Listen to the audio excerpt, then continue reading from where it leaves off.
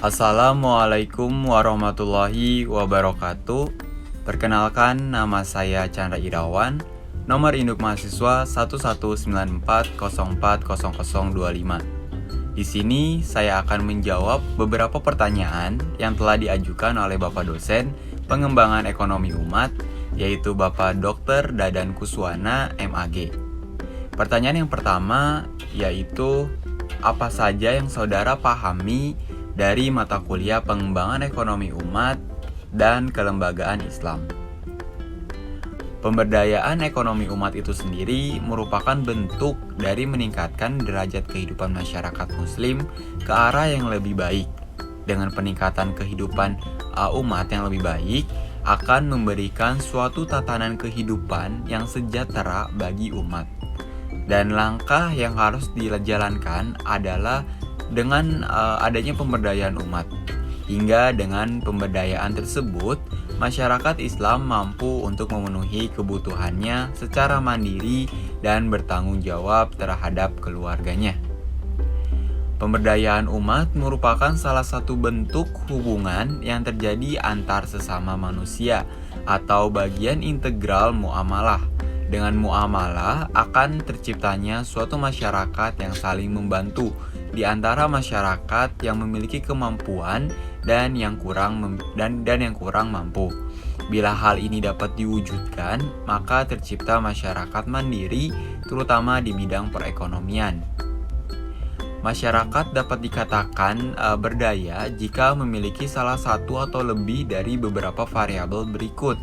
Yang pertama, memiliki kemampuan untuk memenuhi kebutuhan dasar hidup dan perekonomian yang stabil. Yang kedua, memiliki kemampuan beradaptasi dengan perubahan lingkungan. Yang ketiga, memiliki kemampuan menghadapi ancaman dan serangan dari luar. Yang keempat, memiliki kemampuan berkreasi dan berinovasi dalam mengaktualisasikan diri dan mengkonsistensikan bersama bangsa dan negara. Pertanyaan yang kedua yaitu, materi apa yang menarik buat saudara lalu deskripsikan dengan tuntas. Menurut saya, materi yang menarik yaitu mengenai ekonomi kerakyatan dan usaha mikro. Ekonomi kerakyatan itu sendiri adalah sistem perekonomian di mana pelaksanaan kegiatannya, pengawasannya, dan hasil dari kegiatan ekonomi dapat dinikmati oleh seluruh masyarakat. Atau definisi ekonomi kerakyatan yang lainnya adalah suatu sistem perekonomian yang dibangun pada kekuatan ekonomi kerakyatan. Ekonomi kerakyatan yaitu kegiatan dari ekonomi yang dapat memberikan kesempatan yang luas untuk masyarakat dalam berpartisipasi sehingga perekonomian dapat terlaksana berkembang secara baik. Aktivitas ekonomi kerakyatan ini terkait dengan ekonomi subsistem, antara lain pertanian tradisional seperti perburuan, perkebunan, mencari ikan, dan lainnya. Kegiatan di sekitar lingkungan alamnya serta kerajinan tangan dan industri rumahan. Semua kegiatan ekonomi tersebut dilakukan dengan pasar tradisional dan berbasis masyarakat. Artinya, hanya ditunjukkan untuk menghidupi dan memenuhi kebutuhan hidup masyarakatnya sendiri. Kegiatan ekonomi dikembangkan untuk membantu dirinya sendiri dan masyarakatnya, sehingga tidak mengeksploitasi sumber daya alam yang ada. Sedangkan pengertian usaha mikro diartikan sebagai suatu usaha ekonomi produktif yang dimiliki perorangan maupun badan usaha sesuai dengan kriteria usaha mikro. Usaha yang termasuk kriteria usaha mikro adalah usaha yang memiliki kekayaan bersih mencapai 50 juta dan tidak termasuk pembangunan dan tanah tempat usaha. Hasil penjualan usaha mikro setiap tahunnya yaitu paling banyak 300 juta. Selanjutnya, pertanyaan yang ketiga yaitu bagaimana untuk mengembangkan materi tersebut di masyarakat. Pengembangan usaha mikro pada hakikatnya merupakan tanggung jawab bersama antara pemerintah dan masyarakat dengan mencermati permasalahan yang dihadapi oleh usaha mikro. Maka ke depan perlu diupayakan hal-hal sebagai berikut. Yang pertama, ada penciptaan iklim usaha yang kondusif. Pemerintah perlu mengupayakan terciptanya iklim yang kondusif, antara lain dengan mengusahakan ketentraman dan keamanan berusaha serta menyederhanakan prosedur perizinan usaha, keringanan pajak, dan sebagainya. Yang kedua, ada bantuan permodalan pemerintah. Bantuan permodalan pemerintah perlu memperluas skim kredit khusus dengan syarat-syarat yang tidak memberatkan bagi usaha mikro. Usaha membantu peningkatan permodalannya, baik itu melalui sektor jasa finansial formal, sektor jasa finansial informal, skema penjaminan, leasing dana, modal venture, pembiayaan untuk usaha mikro sebaiknya menggunakan lembaga keuangan mikro yang ada maupun non-bank. Yang ketiga, ada perlindungan usaha jenis-jenis usaha tertentu.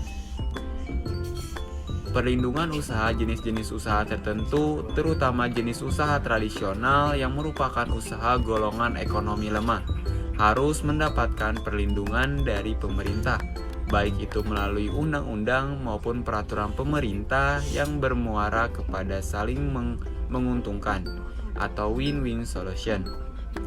Yang keempat, pengembangan kemitraan. Pengembangan kemitraan perlu dikembangkan.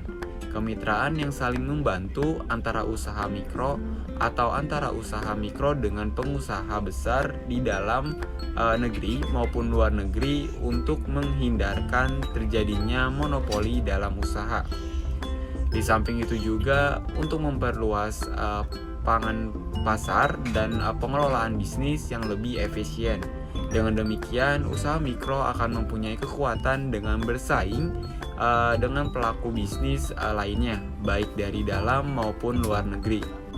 Yang keenam, membentuk lembaga khusus.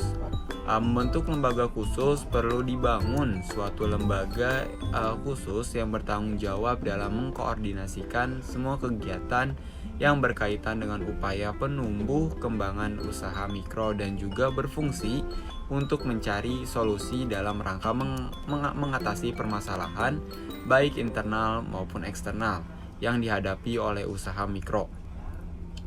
Yang ketujuh, memantapkan asosiasi.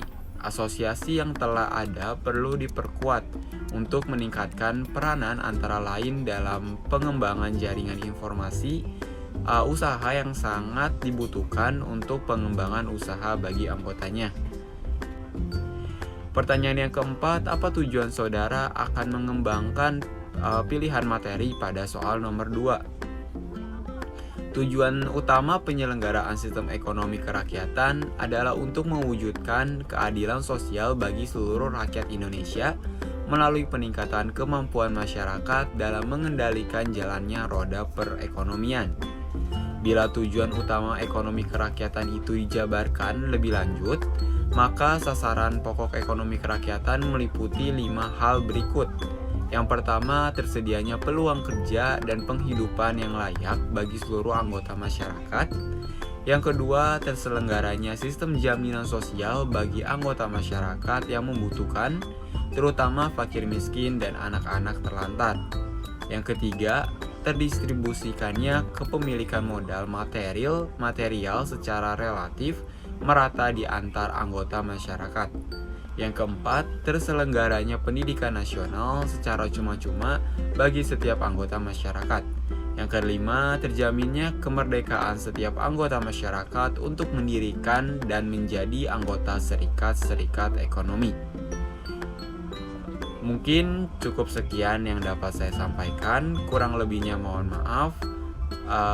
Akhir kata, wassalamualaikum warahmatullahi wabarakatuh.